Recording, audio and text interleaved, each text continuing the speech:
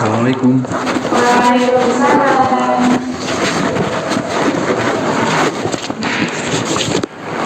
Hari ini pelajaran Bapak ya? Betul kan? Boleh berdoa dulu, silahkan ketuanya untuk memimpin doa.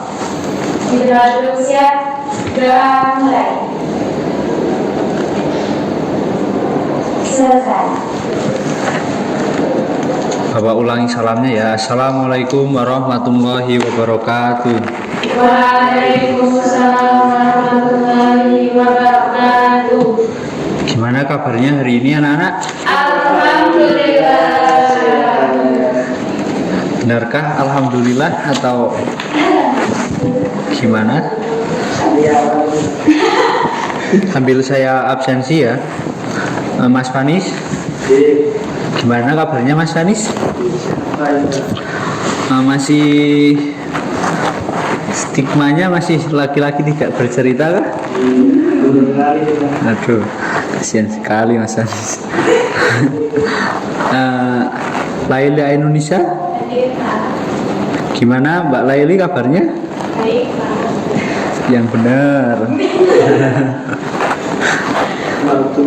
Niken, Mbak Niken juga baik. Baik. Oke. Kurniawati, gimana kabarnya Mbak Kurnia? Baik gimana? Baik itu banyak makna Mbak Kurnia. Oh baik banget, alhamdulillah. Mbak Ica, gimana kabarnya Mbak Ica? Alhamdulillah sehat. Alhamdulillah sehat semua ya. Kali ini kita akan belajar tentang krisis ekonomi. Ya semoga asik ya. Ada yang tahu apa itu krisis ekonomi? Tidak tahu Pak. Nah, Bisa kita lihat ya, krisis ekonomi adalah suatu keadaan di mana suatu negara atau daerah itu mengalami gangguan yang signifikan. Nah, gangguan itu ditandai dengan penurunannya aktivitas ekonomi seperti penurunan nilai mata uang, inflasi yang tidak terkendali, dan ketidakstabilan pasar serta menurunnya daya beli. Nah, dalam kondisi ini berbagai sektor ekonomi seperti perusahaan, industri, perbankan, dan perdagangan mengalami penurunan tajam yang dapat berdampak buruk terhadap kesejahteraan masyarakat secara keseluruhan. Nah, pada negara Indonesia pernah terjadi krisis ekonomi ini, salah satunya pada tahun 98 di mana tahun itu dipimpin oleh Presiden. Ada yang tahu siapa? Tahun pertama. Nah, betul Bapak Soeharto. Nah, pas kepemimpinan beliau itu bisa dikatakan dengan masa Orde Baru. Nah, beliau menjabat berapa tahun? Ada yang tahu? 32 tahun. Lebih tepatnya berapa? 32 tahun. Oh iya. Nah, tentunya krisis ekonomi itu ada penyebabnya. Yang pertama adalah kegagalan kebijakan pemerintah, kebijakan fiskal dan moneter yang tidak efektif seperti tingkat suku bunga yang tidak sesuai. Nah, tingkat suku bunga yang tidak sesuai itu bisa menyebabkan masyarakat enggan meminjam atau menabung dalam perbankan karena ini akan menghambat pertumbuhan ekonomi.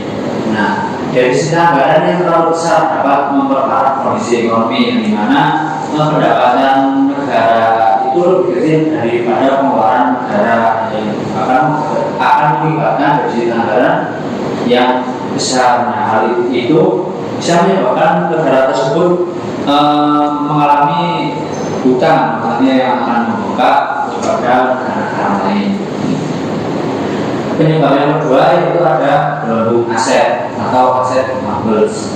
Ketika harga aset seperti properti, saham, tanah itu melonjak di luar nilai atau nilai fundamentalnya, ini dapat memicu ledakan belenggu ekonomi ketika harga kembali jatuh. Nah, jika harga aset seperti rumah, tanah, atau kripto itu naik, tapi naiknya itu tidak logis, tidak naik dengan harga sesuai nilainya, itu akan memicu gelombang atau gelembung ekonomi ketika harga kembali jauh. Ketika namun kondisi ini tidak akan berjalan lama, ketika pasar menyadari bahwa harga ini naik tidak masuk akal, maka pasar menyadari ini akan menjadi langsung turun drastis gitu. Penyebab yang terakhir yaitu adalah kegagalan sistem perbankan. Perbankan yang terlalu banyak memberikan kredit kepada pihak yang tidak mampu membayar dapat memicu krisis perbankan yang pada gilirannya mengganggu stabilitas keuangan. Nah, perbankan itu memberikan kredit kepada pihak individu atau perusahaan yang mereka tahu bahwa individu atau perusahaan itu tidak mampu untuk mengembalikan hutangnya. Nah, hal ini akan memicu krisis perbankan, di mana dana yang di bank itu tidak masuk yang harus sesuai dengan waktunya dana tersebut kembali ke bank tersebut gitu. Nah, hal ini bisa dikatakan dengan kredit macet. Nah, dampak dari krisis ekonomi itu ada 4. Menurut yang pertama yaitu penurunan daya beli masyarakat. Dengan turunnya pendapatan dan lainnya harga barang, masyarakat protes karena menjadi sulit untuk memenuhi kebutuhan sehari-hari. Ketika pendapatan masyarakat berkurang, misalnya kehilangan pekerjaan atau gaji dipotong. Nah, pada saat itu juga harga barang itu naik atau inflasi begitu. Nah, masyarakat akan kesulitan memenuhi kebutuhan pokoknya, kebutuhan sehari-harinya seperti makanan, air, listrik, obat-obatan. Nah, dampak yang krisis kedua yaitu peningkatan pengangguran dan kemiskinan. Nah, banyak perusahaan yang tutup atau mengurangi karyawan akan menyebabkan lonjakan angka pengangguran dan kemiskinan. Contohnya seperti suatu perusahaan itu biaya produksinya itu kan semakin mahal. Nah, pasti akan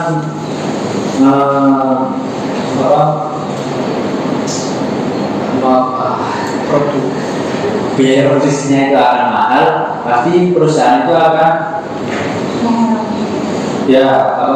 akan memberikan mengurangi karyawannya atau bahkan ibaratnya itu perusahaan itu bisa bangkrut atau dirugikan. Nah, yang ketiga itu adalah ketidakstabilan politik dan ekonomi. Krisis ekonomi seringkali diikuti dengan protes massal dari masyarakat serta ketidakpastian politik yang lebih luas. Sudah pendapatannya berkurang, tidak ada lapangan pekerjaan. Nah, itu akan memperburuk situasi yang dimana ketidakpastian politik dan sosial itu akan memicu adanya demonstrasi besar-besaran seperti demo, bahkan sampai mogok kerja. Nah, yang kedua itu ada penurunan investasi. Ketidakpastian ekonomi menyebabkan investor ragu untuk menanamkan modal yang pada akhirnya memperlambat pemulihan ekonomi. Nah, investor akan ragu-ragu untuk menanamkan modal kepada suatu negara karena takut kalau sahamnya itu tidak akan kembali dengan waktu yang sudah ditentukan dan nilai yang sudah dijanjikan. Nah, ini akan memperlambat pemulihan ekonomi dari suatu negara tersebut.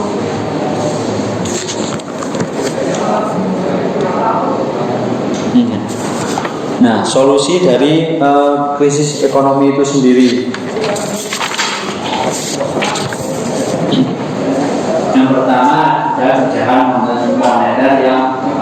pengaturan suku bunga disesuaikan dengan kondisi ekonomi. Nah, sistem keuangan perbankan. Bentar. Nah, bank sentral bisa menaikkan atau menurunkan suku bunga, di mana ketika permintaan atau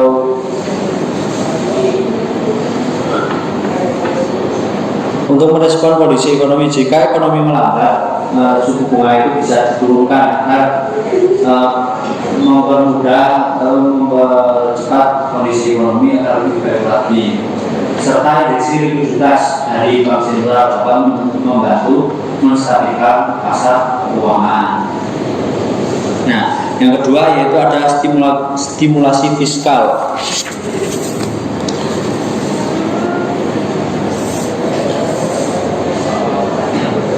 Pemerintah dapat memberikan stimulus fiskal melalui program pengeluaran publik atau bantuan langsung kepada masyarakat untuk meningkatkan daya beli dan mendorong pertumbuhan ekonomi. Seperti apa stimulasi fiskal itu? Seperti apa Mas Anies? Bisa jelaskan? Ada yang tahu? Tahu Pak. Apa itu Pak? Saya tidak.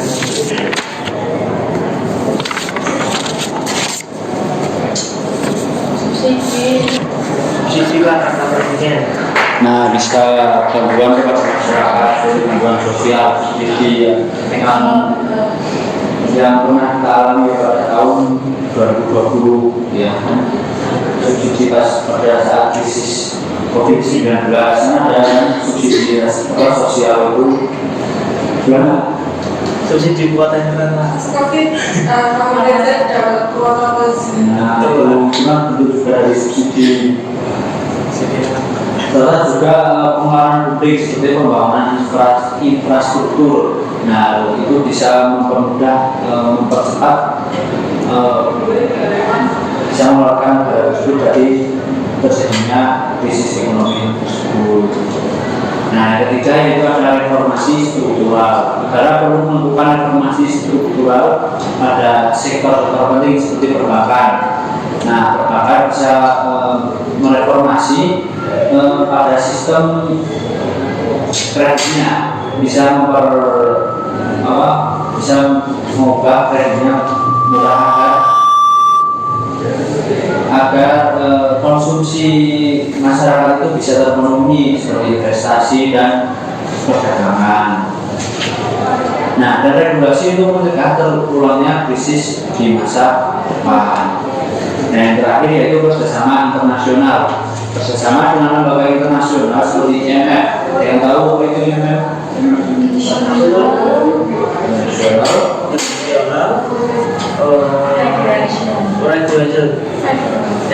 Internasional monetary fund. Nah, lembaga IMF itu lembaga internasional, dan di mana lembaga tersebut menyediakan bantuan finansial berupa pinjaman untuk menstabilkan mata uang serta memberi saran kebijakan agar negara tersebut keluar dari krisis ekonomi yang semakin parah. Nah, yang ada Bank Dunia dapat membantu negara yang mengalami krisis untuk mendapatkan bantuan finansial atau teknis.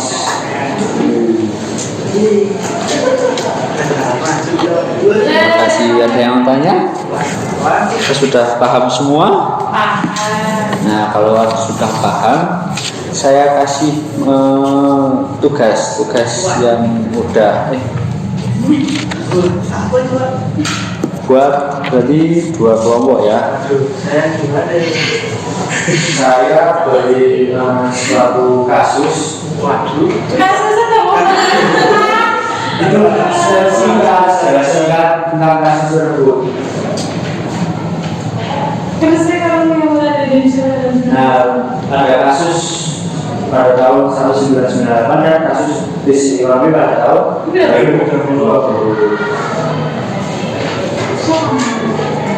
Nah, itu berikan menurut Anda solusi dari kasus itu, pada kasus krisis ekonomi tersebut? Oh iya Pak. Saya diskusikan Mas Anies dengan Pak Reni ya. Solusi dari kasus tersebut loh. Wah, sudah selesai Pak. Wah, kayak Pak. Pak, sudah selesai Pak ini. Bisa segera Di rumah. di baliknya. Oh ya sudah Pak.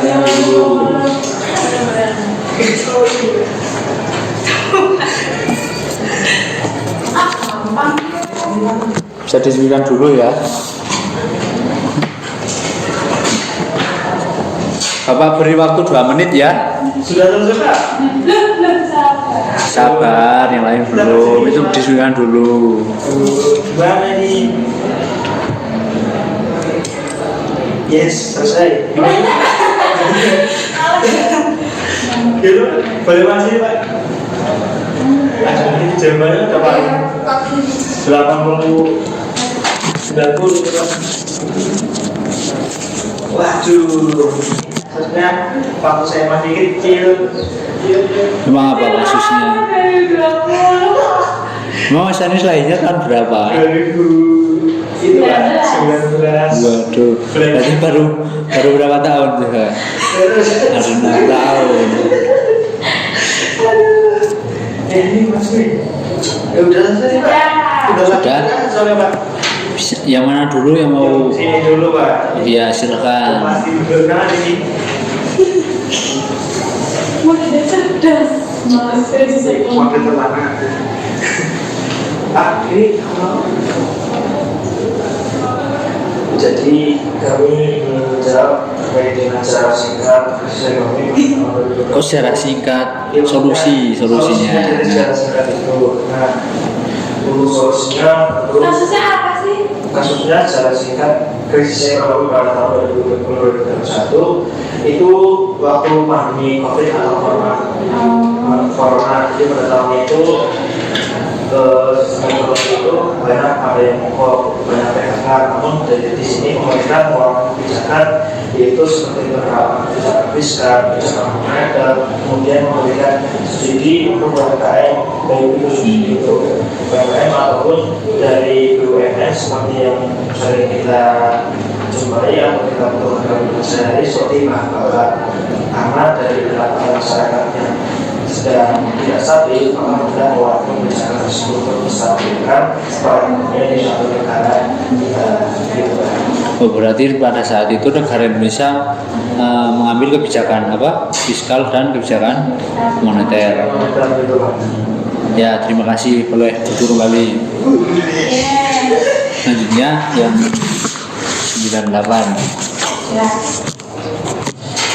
Baik, kalau kami mendapatkan studi kasus yakni secara singkat krisis ekonomi tahun 1998, di mana saat itu Indonesia mengalami krisis yang berulang pada pertengahan tahun 97 sebagai bagian dari krisis moneter Asia yang dipicu oleh runtuhnya nilai mata uang Thailand yang kemudian menjalar cepat ke negara-negara Asia termasuk Indonesia. Nah, pada saat itu nilai tukar rupiah terhadap dolar Amerika Serikat itu anjlok secara drastis dari sekitar 2.500 menjadi lebih dari 15.000 per dolar sampai saat ini dalam waktu yang singkat. Penurunan ini menyebabkan lonjakan harga barang atau inflasi yang sangat tinggi, membuat biaya hidup masyarakat meningkat tajam, banyak perusahaan yang tidak mampu bertahan akibat utang dan sehingga terjadi PHK secara massal. Nah, langsung saja solusinya. Oh iya, solusinya. Iya. Nah, dari kelompok ini memberikan 5 solusi Pak. Iya. Untuk solusi yang pertama yaitu kita akan melakukan stabilisasi nilai tukar dan sistem keuangan. Nah, awal ini nanti pemerintah itu bekerjasama dengan IMF yang tadi dijelaskan oleh Bapak, International Monetary Fund, dengan mendapatkan bantuan dana dan kepercayaan pasar. Terus saat itu Bank Indonesia harus memperkuat kebijakan moneter seperti pengaturan suku bunga dan pengawasan terhadap likuiditas agar sistem keuangannya itu jadi tidak lumpuh. Nah, untuk solusi yang kedua yaitu pemerintah akan melakukan reformasi sektor perbankan. Nah, untuk krisis tahun 1998 menunjukkan betapa rapuhnya sistem perbankan di Indonesia. Nah, solusinya itu yang pertama adalah menutup bank-bank bermasalah yang tidak sehat dan memiliki rasio kredit deposit tinggi. Kemudian rekapitalisasi bank yang masih potensial agar tetap bisa menjalankan fungsi intermediasi. Kemudian meningkatkan pengawasan dan transparansi agar kedepannya penyaluran kredit lebih selektif dan tidak lagi didominasi oleh praktek KKM, yaitu korupsi dan nepotisme. Kemudian untuk solusi yang ketiga yaitu kebijakan fiskal yang tepat sasaran. Nah, pemerintah perlu meningkatkan pengelolaan untuk program sosial seperti bantuan langsung tunai atau BLT, subsidi bahan pokok, dan penciptaan lapangan pekerjaan melalui proyek infrastruktur. Nah, terima kasih, boleh duduk kembali. Nah, sudah kita pahami bersama ya tentang penyebab krisis ekonomi dan solusinya. Nah, kesimpulannya, pada materi krisis ekonomi ini adalah kondisi serius yang terjadi ketika perekonomian suatu negara mengalami gangguan signifikan yang ditandai dengan menurunnya aktivitas ekonomi, meningkatnya angka pengangguran, dan melemahnya nilai mata uang. Nah, dampak dari krisis ekonomi ini sangat luas, tidak hanya mempengaruhi kondisi keuangan masyarakat dan dunia usaha, tetapi juga menyebabkan ketegangan sosial, meningkatnya angka kemiskinan, menurunnya kepercayaan terhadap pemerintah, dan bahkan ketidakstabilan politik. Nah, untuk mengatasi krisis ekonomi ini diperlukan langkah-langkah yang strategis tentunya dan terkoordinasi, seperti penerapan kebijakan moneter yang bijak oleh bank sentral, kemudian stimulasi fiskal oleh pemerintah melalui belanja publik dan bantuan sosial. Nah, pelaksanaan reformasi struktural di sektor ekonomi serta kerjasama dengan lembaga internasional tadi seperti IMF dan Bank Dunia untuk mendapatkan bantuan finansial dan teknis guna mempercepat proses pemulihan dan menjaga ketahanan ekonomi jangka panjang. Nah, itu sudah paham semuanya kan? Bisa pelajari kembali ya di rumah agar kita bisa lebih paham lagi tentang apa itu krisis ekonomi. Saya kira waktunya sudah selesai ya. Ada yang ditanyakan? Alhamdulillah, berarti sudah paham semua. Baik, saya akhiri untuk pelajaran hari ini. Semoga apa yang kita dapatkan bisa bermanfaat. Saya akhiri. Wassalamualaikum warahmatullahi wabarakatuh. Terima kasih.